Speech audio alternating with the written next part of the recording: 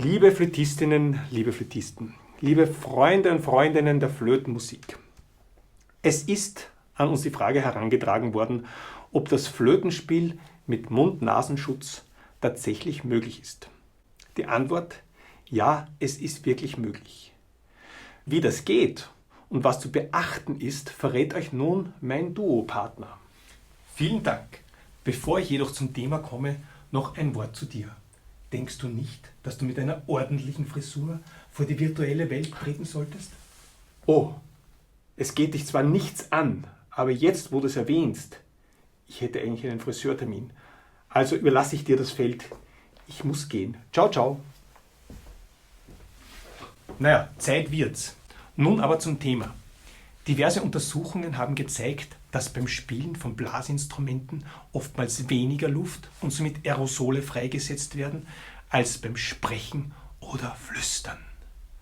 Auf die Flöte trifft das allerdings leider nicht ganz so zu.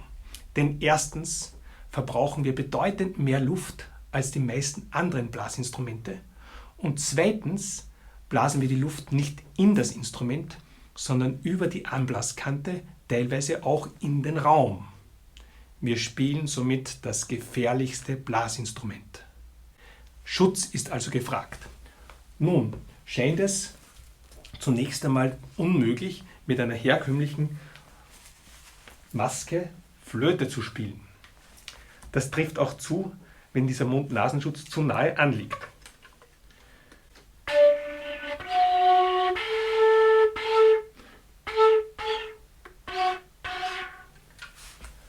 Entschuldige, Shani.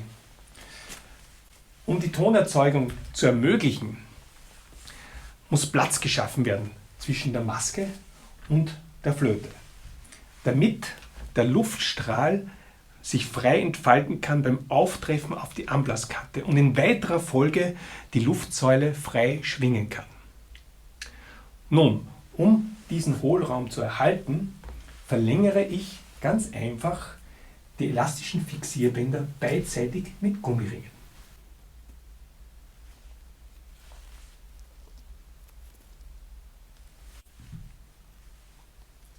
So, ich setze die Maske nun auf, indem ich die Gummiringe über die Ohren ziehe.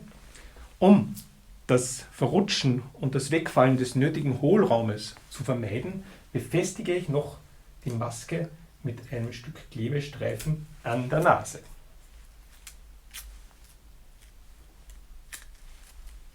So, voilà. Und schon hat man einen Mund-Nasenschutz, mit dem man Flöte spielen kann. Zugegeben, das Ansetzen ist etwas kompliziert, aber es funktioniert.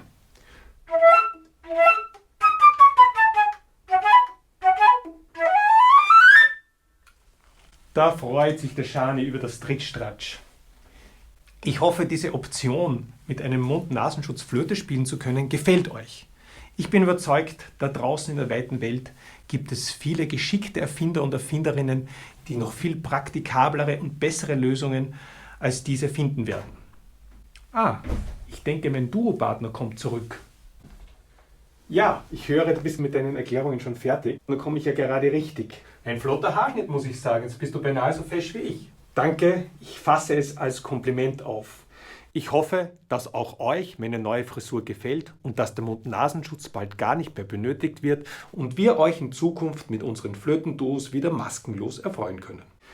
Mir bleibt nur noch zu sagen, vergesst nicht, die Absolute Sound Vienna YouTube-Seite zu abonnieren. Alles Gute und bis bald bei unseren nächsten Videos. Servus und Baba!